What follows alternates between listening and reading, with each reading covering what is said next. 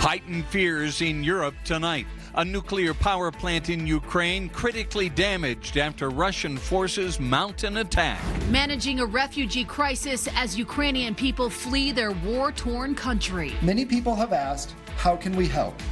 This is our answer. A new partnership right here in Utah to help. We are in the very early stages of those conversations. Plus, what Governor Cox says about welcoming them to the Beehive State. They should absolutely yank those planes immediately. A Utah bank is the listed owner of jets operated by Russian billionaires. The Ukrainian Council in Utah is calling on the bank to ground those jets. Tracking a record heat here across the state today with warm and breezy conditions. What you can expect for the weekend, major changes. How much rain and snow you could see. Long lines for Chick-fil-A are doing more than upsetting customers. They're creating traffic hazards. How the city hopes to fix it. New tonight, the largest nuclear power plant in Europe, located in Ukraine, is under attack. Persistent Russian assaults triggered a major fire at the plant. Fox News is reporting firefighters have gained control and extinguished the fire, but fears are at an all-time high as Ukraine's foreign minister is pleading for a ceasefire to handle the situation. Tweeting after the nuclear plant attack, quote, "If it blows up, it will be 10 times larger than Chernobyl." More than 1 million people have fled war-torn Ukraine.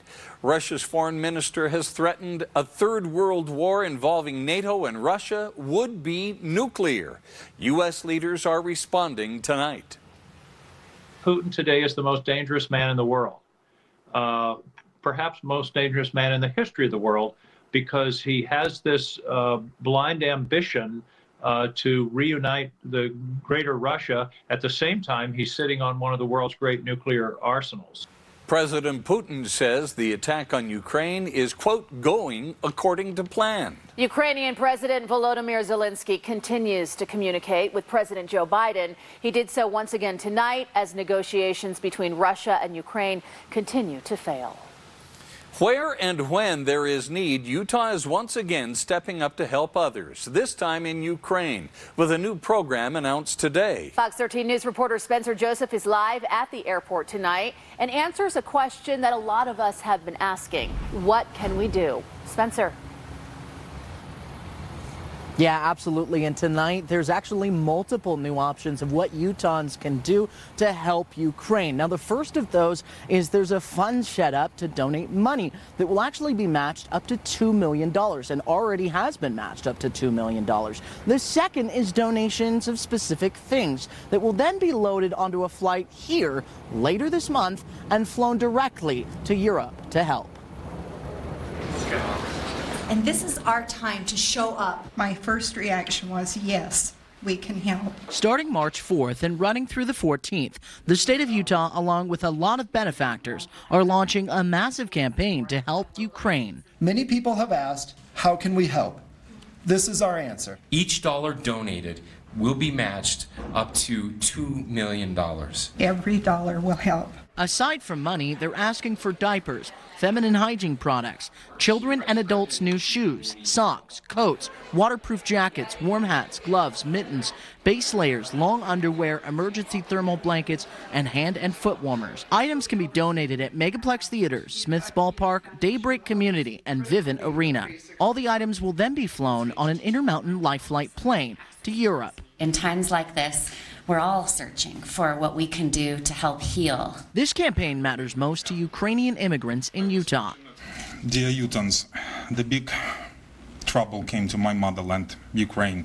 This is the owner of Bon Bon Ice Cream. We spoke with him earlier this week as a Ukrainian business owner in Utah.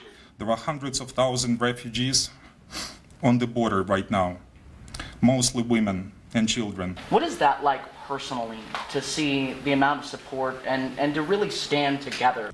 I was here and I was taking videos and photos and I was sending it to my friends and my family in Ukraine. But I would rephrase your question, what does that mean for them? That means a lot. With so many refugees trying to escape the country of Ukraine, aside from aid, I asked the governor his thoughts on accepting refugees into the state. We are in the very early stages of those conversations. We've talked with our federal delegation. We'll be talking with the administration as those opportunities come up. What I've told people is just plan on it. Just plan on it is that response to refugees from Ukraine potentially making their way to the state of Utah. Now, exactly the timeline that's going to happen to get that flight from here at Salt Lake International Airport to Eastern Europe is a little bit up in the air. They're trying to work out exactly where it's going to go and how they can deliver those supplies. But once that's figured out and everything's donated, it'll take about 36 hours from that moment to then get the supplies there and get them to those in need. Live at Salt Lake International Airport, Spencer Joseph, Fox 13 News, Utah. Thank you, Spencer. A Utah State University senior and volleyball player has been worried about her family back in Ukraine. She found out today they are safe, all thanks to her best friend, roommate, and teammate. Christy Frank is from the capital city, Kyiv. Her family left Ukraine and went to the Romanian border without any plans other than escaping their home country. Now, unknown to Christy, her roommate, Inka Matola's family, who was in Finland, had made arrangements with Christy's to get them there. It's very hard to see your best friend going like through that kind of stuff. I was talking with my parents, and then my mom called me a couple days ago, just out of nowhere, and she's like, yeah, like Christy's parents are trying to come here. For her parents to be like another best friends to my parents is so rare, and they were so grateful and just amazed by how good people are.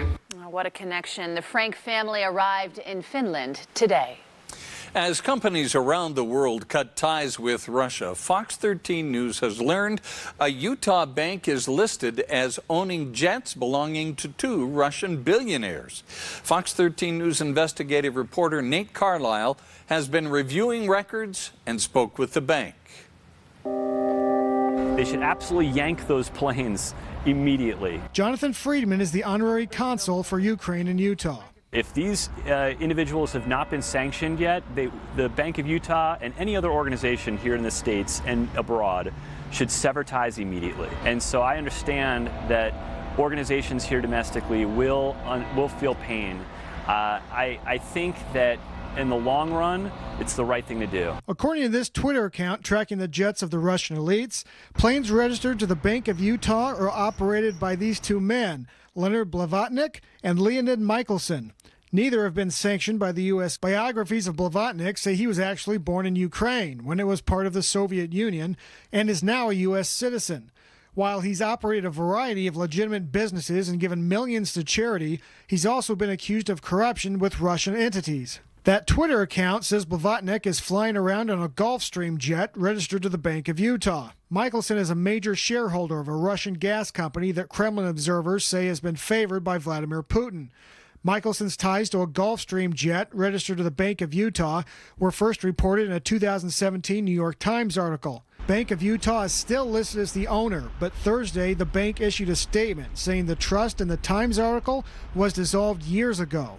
An online register says the plane is no longer in service. We don't comment on any of our clients are because it's confidential. Roger Christensen is a Bank of Utah vice president who spoke to Fox 13. Anybody that is sanctioned, we would quit doing business with them. And we have to follow regulations to a T. And so we follow the regulations of not only the FAA, but we follow the regulations of the U.S. government, too, in regards to what we do. Christensen expressed sympathy for Ukraine, but said dropping a client who hasn't broken the law isn't necessarily easy.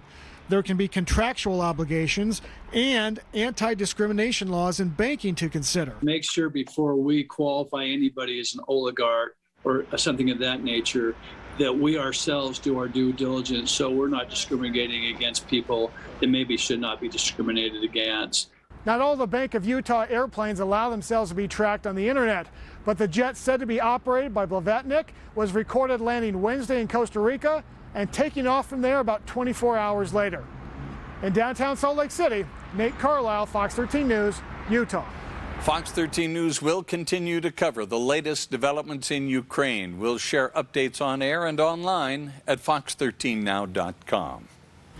Well, consider it a record when it comes to the temperature outside. What a gorgeous day, Allison. Yes, today our first 70-degree day of the year. We made it to 71. Love this picture from Scott Taylor tonight. People were dancing for the sunset, out enjoying the comfortable temperatures. Thanks so much for posting this picture in our Facebook group.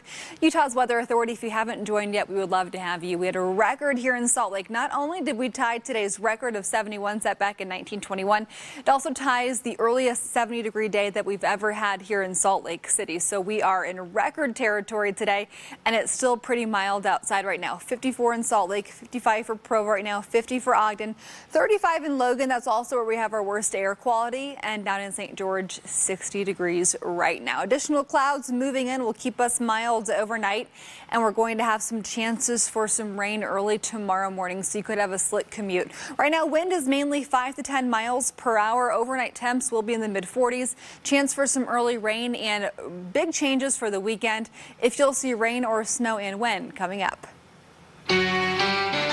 It's a traffic issue that happens every day at this Sugar House Chick-fil-A. I'll have more on what customers hope the city can change. Tonight, an update on a Fox 13 News investigation into a West Valley City charter school with ties to the polygamous Kingston Group. How and why the state is cracking down on Vanguard Academy. State lawmakers spent billions of your tax dollars in a matter of minutes. How much is being spent on roads, schools, and the Great Salt Lake? We'll break it all down for you. High school basketball playoffs roll on as we get a step closer to the state championship games. I'll have the 6A highlights coming up in sports.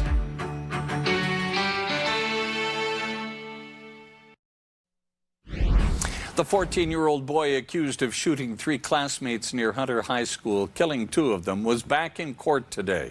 We are not naming him because he is charged as a juvenile. In today's hearing, the judge ruled the defendant's siblings can visit him in juvenile detention. The pretrial hearing was pushed back to May 11th to allow both sides more time to prepare their cases. A federal district court judge has dismissed a lawsuit over the police shooting of Bernardo Palacios in May of 2020. In the suit, his family argued Salt Lake City officers used deadly force despite a superior's request to use a taser. The Salt Lake County District Attorney ruled the shooting was justified because Palacios had a gun and was reaching toward his waistband. The case against an Idaho couple accused of contributing to the death of champion Utah speed skater Boris Lyken has been dismissed.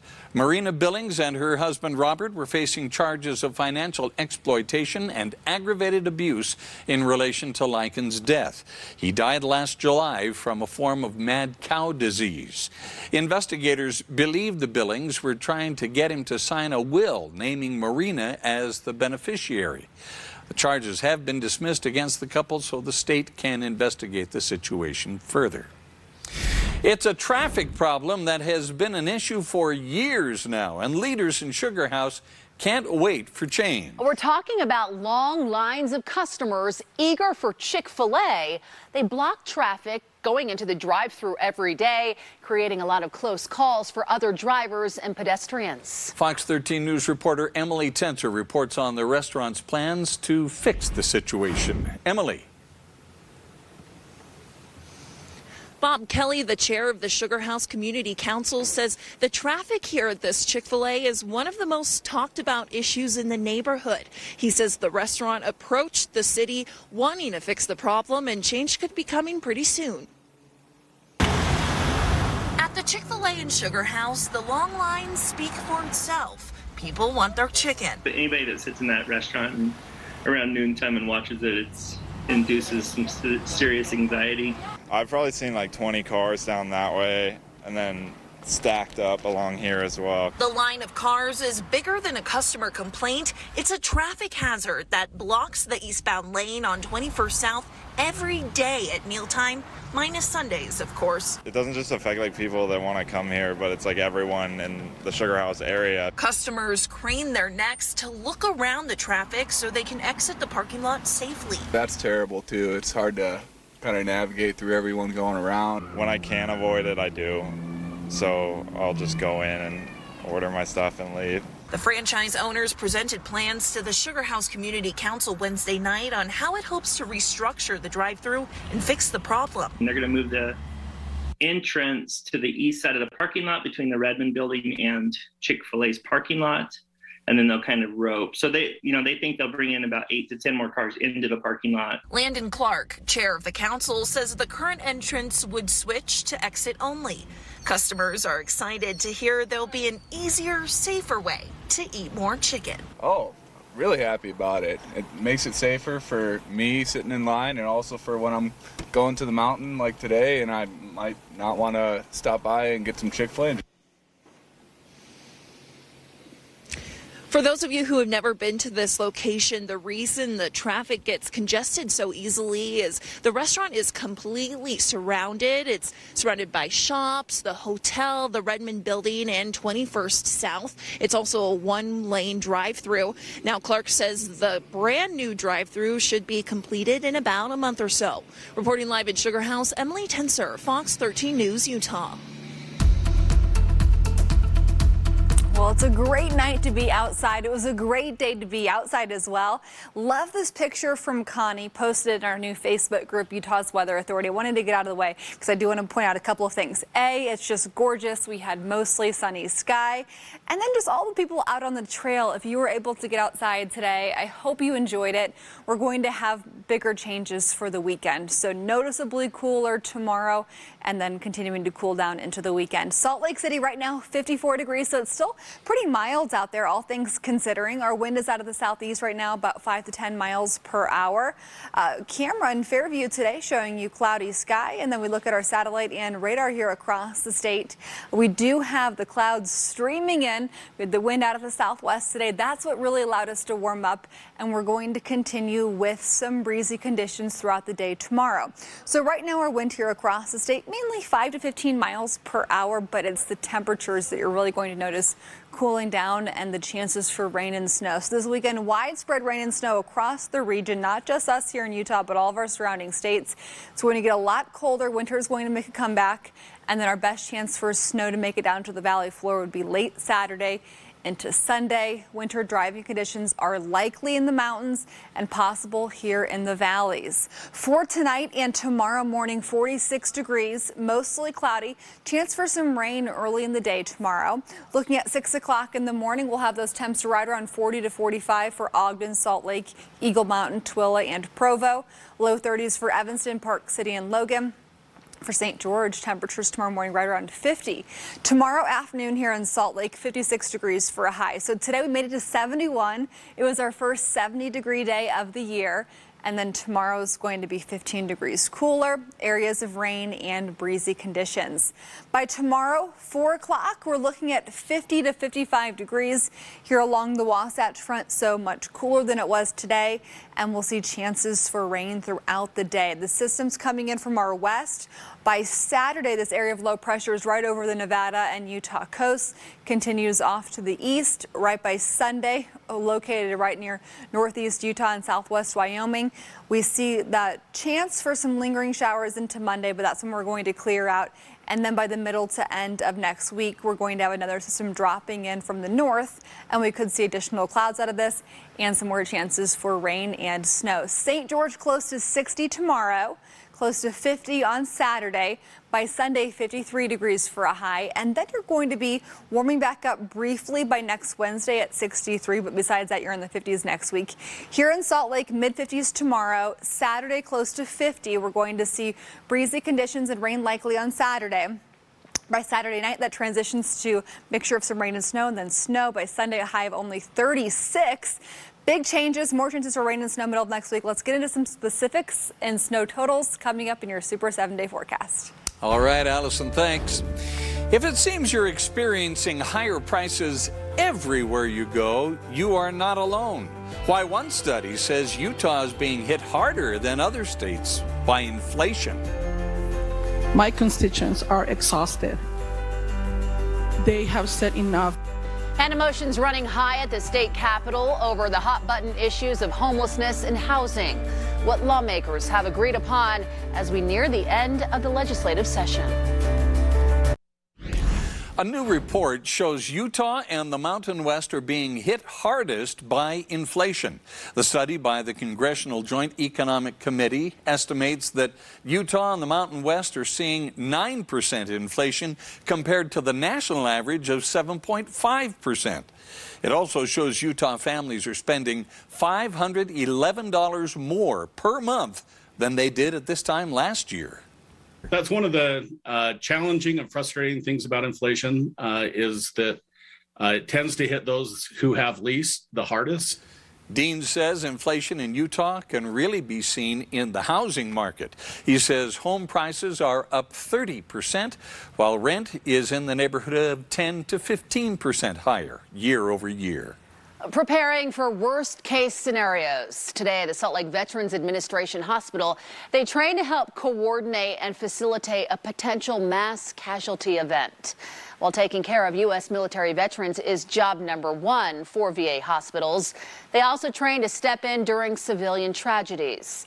Today's training scenario involved a massive earthquake hitting Alaska, creating mass casualties which overwhelm the state's medical and hospital infrastructure.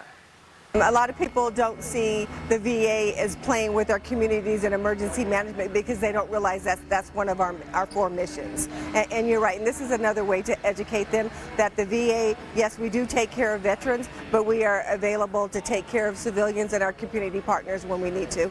Dr. Williams there says they train every year for different scenarios like this so they can be proactive instead of reactive when the real thing happens.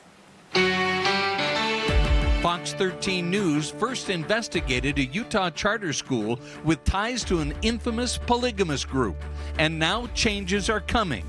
But are they enough? $25 billion of your tax dollars spent in a matter of minutes. Coming up, the record-breaking budget passed tonight on Utah's Capitol Hill. It's another big night for college basketball, plus 6A quarterfinals.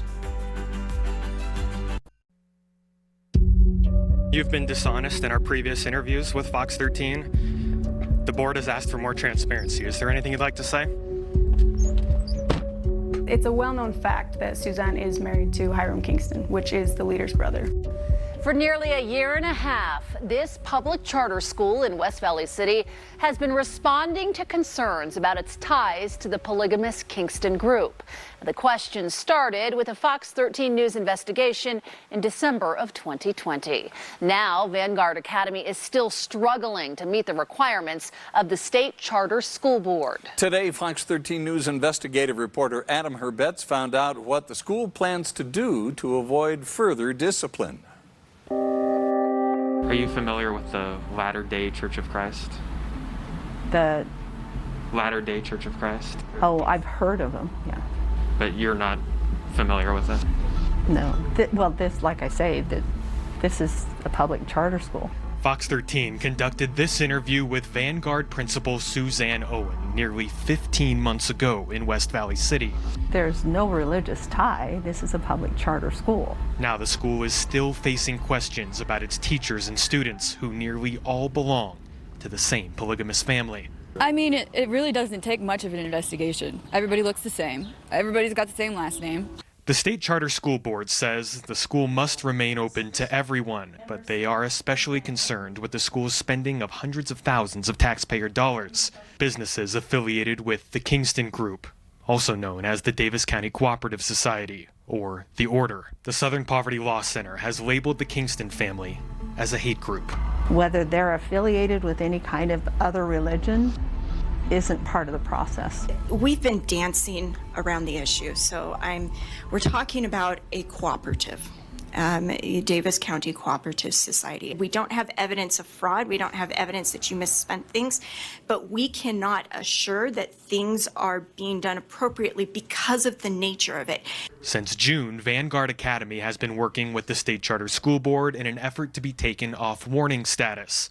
Now, the school says it is not renewing the principal's contract and that it will add 2 new board members who are outside of the Kingston Group to avoid conflicts of interest. Which people have been changed and added, and give me a rundown on that. So far, Vanguard Academy has declined to reveal the names of the new employees, which means it's hard to tell if, in fact, they are outsiders of the Kingston Group.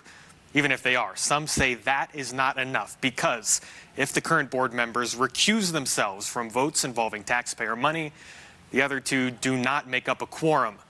They will not be able to make decisions on their own. Okay, yeah. Former members of the group say if the Kingstons make an honest effort to bring outsiders into Vanguard Academy, it is a step in the right direction. The board has chosen not to take the school off warning status at this time. Reporting in West Valley City, Adam Herbets, Fox 13 News, Utah. After recent acts of racism, students at Salt Lake Community College say more needs to be done to make them feel safe on campus. Last month, a high school student wrote KKK on a whiteboard at the college. Students say they feel the issue was dismissed as freedom of speech and a non-threat. Today, the college's Black Student Union hosted an event called Freedom of Speech and Expression for whom? Not us. They invited the Black Lives Matter local chapter, UHP troopers, and the Utah Assistant Attorney General to talk about racism and freedom of speech on campus. The next step is to act, so that is what we plan on doing this. This is a good conversation started, but the job is not done. Students say they want their concerns to be heard and taken seriously, and they need to feel safe on campus. On Utah's Capitol Hill, we are taking a look at what your tax dollars are buying in the legislative session. Lawmakers tonight passed a record-breaking budget. Fox 13 News reporter Ben Winslow has more. In about 10 minutes, your elected lawmakers spent more than $25 billion of your tax dollars. The bank is closed. The legislature's all-powerful Executive Appropriations Committee passed the largest budget in state history. Motion is adjourned. This was a weird year where we saw record tax revenues coming into the state and a lot of federal stimulus money, but also a lot of requests that lawmakers had to tell people no. The state is also socking away money for a rainy day just in case of economic downturn. But here's some of what you bought. State employees will get a raise, including more money for corrections officers. Transit and transportation will see some big spending, more than $1 billion for some big projects as Utah continues to grow. Education saw big increases in funding for teachers and a lot of new money for colleges and universities. Water conservation and the Great Salt Lake will see tens of millions of dollars pumped into initiatives as Utah continues to dry up. Housing and homelessness services did see funding boosts, although not to the amount that advocates wanted. Social services this year became the largest portion of the Utah state budget.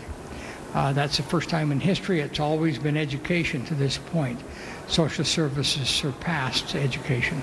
This really has been one of those legislative sessions where there's a lot of funding needs and requests. Yes, people have gotten some of what they wanted, just not all of what they wanted. On the Hill, Ben Winslow, Fox 13 News, Utah. A bill run in the aftermath of the suicide of Izzy Tishner has passed the Utah Senate. Salt Lake City Representative Sandra Holland's bill made it through a 19-10 vote. It requires school districts to come up with anti-bullying and harassment plans. The bill now goes to the governor's desk for his signature or veto. Lawmakers gave final approval today to a bill to put up some more hurdles for the proposed Utah Lake Islands concept. For lake cleanup, the bill requires input from the state, legislature, and governor. It's been pushed in response to the idea of creating islands as part of a multi-billion-dollar cleanup project. The bill now heads to the governor's desk.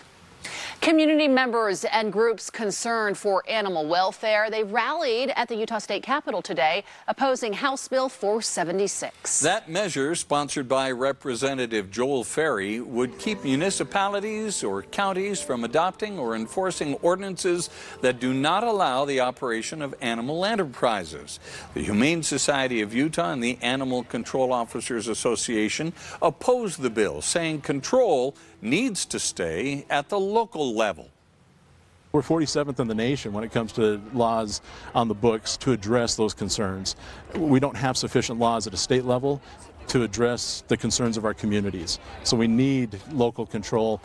Williams says the bill would erase 80% of local ordinances dealing with animals. But Representative Ferry says this bill would remove the hodgepodge of one city allowing something that another city does not. Billions of dollars have been added to the opioid crisis settlement. The new terms Utah agreed to, still to come. And big changes are on the way for this weekend as the storm approaches from our west. What you can expect over the next few days for your morning commute tomorrow, and also will it impact your weekend plans? We have an update now on the giant settlement against drug distributors over the opioid crisis. Previously, the U.S. settled on $26 billion, but now another $6 billion is being tacked on. Today, the Sackler family, who owns OxyContin maker Purdue Pharma, and the 8 states involved, including Utah, agreed to new terms with the added money coming from the family. Now, in exchange, the Sacklers are protected from civil lawsuits. Yet another day of decline in new COVID-19 cases and hospitalizations. We are now seeing average daily case counts nearly 30 times smaller than what we did at the peak of the Omicron surge back in mid-January. Despite the lessening impacts of COVID, Utahns are still getting vaccinated. Health officials say close to 3,500 vaccines were given yesterday. About 1,500 of those were booster shots. The Salt Lake County Health Department says Utah is moving in the right direction with COVID-19. Executive Director Dr. Angela Dunn says when looking at the incidence trajectory graph for the county, the current trend mirrors the same case rate at the end of spring of last year. And that's kind of where we went into this very low summer. And we all felt good before school started again. Hopefully that low will continue because now we have vaccination available to everybody that is school-aged and older, and so hopefully this will be sustained. Dr. Dunn says Salt Lake County has identified 15 cases of a mutation of the Omicron variant. She says while it is more transmissible, it is not more severe, and the health department is not seeing a huge impact on case numbers. Still ahead, the Utah legislature has passed a bill creating an ethnic studies course for Utah students. What would be included in the curriculum? The 3 local college basketball teams were in action tonight. Only one came out with a victory. I'll tell you who coming up in sports. And it was the 6A semifinals in the high school basketball playoffs for the boys and the girls. Who's in the championship games? The highlights are on the way. Some major bills on housing and homelessness are passing the Utah legislature. But not until after some tense debate on the Senate floor over the impact to communities. My constituents are exhausted.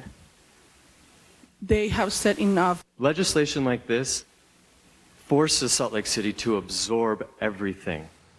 The bill is a deal between cities and the state on homelessness. It does several things. Shelters can exceed capacity in certain situations. Counties must come up now with winter plans for shelter needs. And if they don't, the state can put an overflow shelter in place. But it also seeks to spread the impact around. Cities may take on a temporary shelter once every 4 years. The state will also kick some money towards Salt Lake City to address homelessness. Having the $5 million, thank you, President, and the legislature for the additional $5 million. That's going to go a long way. And the cities that really will benefit from this are Salt Lake City, who virtually got nothing out of the mitigation fund before, Ogden, and St. George. Advocates for affordable housing will only get $55 million from the legislature this year. That's about half of what they wanted. A bill to create a special ethnic studies course in Utah public schools has cleared the legislature. The State Board of Education will design the curriculum to teach Utah students about the contributions of racial and ethnic minorities to the state's history. I raised 2 daughters here, and both of them went through the public school system, and most of what they learned was taught by me. When they learned about their history, and they learned about blacks in Utah and the black pioneers that actually came over. So all of that was taught by me, so now every student is going to have an opportunity to learn that. This bipartisan bill is sort of an inverse of the curriculum transparency bills that did not really advance this year. If the governor signs it, the Utah State Board of Education will come up with the curriculum. It is called the Omnibus Liquor Bill, and it has cleared the Utah legislature. Omnibus refers to a bill that includes a bunch of changes related to the same issue. The bill means some popular hard seltzers will get pulled from convenience and grocery store shelves because they don't meet Utah's legal definition of beer. 10 bar licenses will also be freed up under a reworking of hotel and resort licenses. That will help alleviate a problem that even the DABC has complained about. The lack of bar licenses is something the legislature has refused to fix, even after complaints from businesses, the commission, and the governor. The legislature has approved a bill to reduce food insecurity in Utah.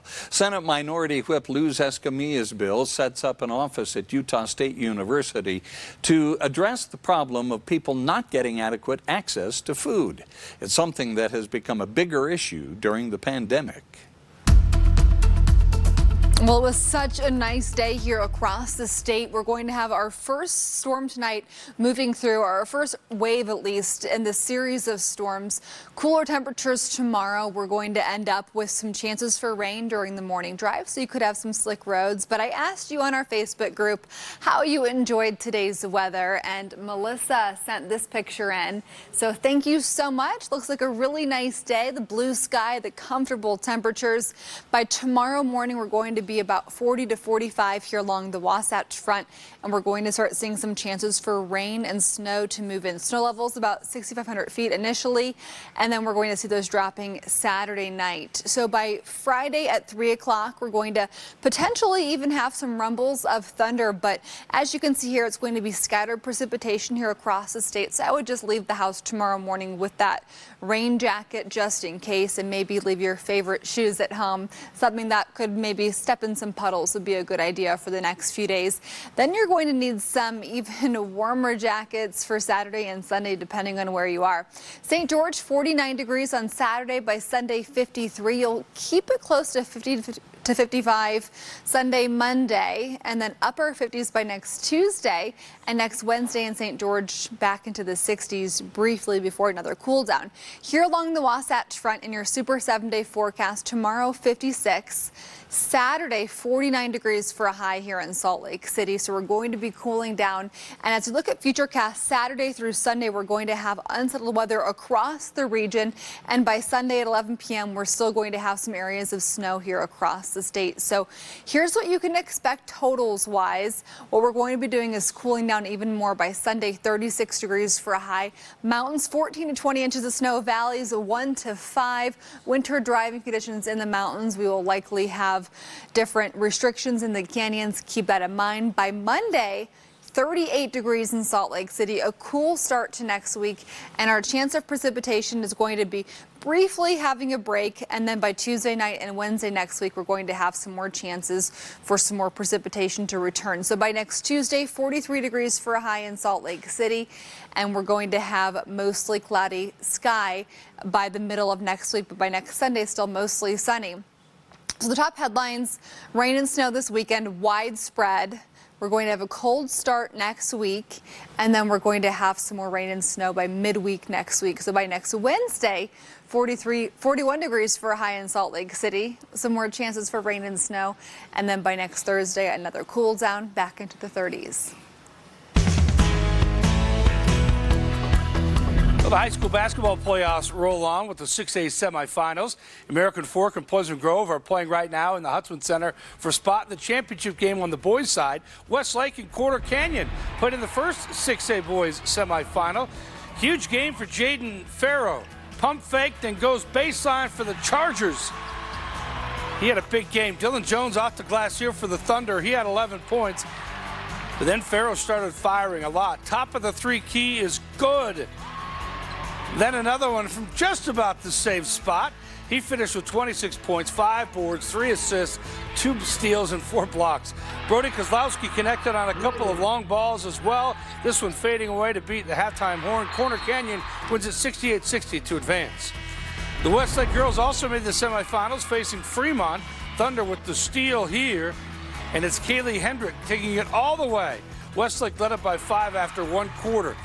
which is only then to watch Silver Wolves go on a 16-0 run to end the half. Maggie Mendelson is off to Nebraska to play both basketball and volleyball. Then it's Tania Gardner ahead of the pack. She had 10 at the half. Westlake cut it down to 4 in the third. Moore Hendrick on the bucket, but the Silver Wolves pulled away. Ali Coombs hits it. She and Mendelson had 14 apiece, and they won at 49-40 to advance. Harriman and Lone Peak in the other semifinal. The Mustangs down 1 in the crunch time. Hallie Burbage is fouled hard. She did make the first free throw to tie it, missed the second. That allowed the Knights to burn the last 90 seconds of the clock to shoot the final shot. Malika Ikea gets it, the basket, scores it, 2-point lead with just over a second left on the clock. Harriman was forced to go the length of the floor to answer, but the inbounds pass is stolen. Lone Peak rallied back from a 10-point deficit to win at 51-49 to reach the final against Fremont at BYU. College basketball, Utah Valley played at Grand Canyon.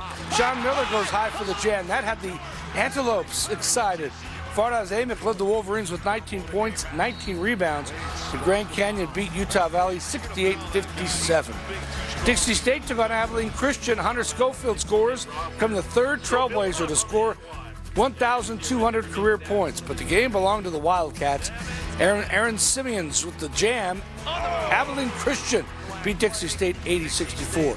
Southern Utah played Idaho State. John Knight III, the steal, takes it right to the rim. He scored 20 in this one. Then he gets a nice pass to Jason Spurgeon for the throwdown. 2 of his 18 points, Southern Utah beat Idaho State 79-71. And Loyola Marymount beat Pacific, so BYU will play LMU tomorrow night in the West Coast Conference Tournament. I remember the last time they played them. What happened? They beat them. They did. Yes, We have a little thing going on with those games. Just a little thing. I'm always, saying, oh, that's a Catholic college, that's a Catholic college. We have our own holy war, all in good fun. Oh, yeah. I'm mesmerized by those plays. I was just watching them, Jeff. A lot of basketball, always a good game. Thanks, Jeff. We'll be right back. Thanks, everyone, for being with us this evening, tonight. That's right. Quick Cast is coming up next. Stick around.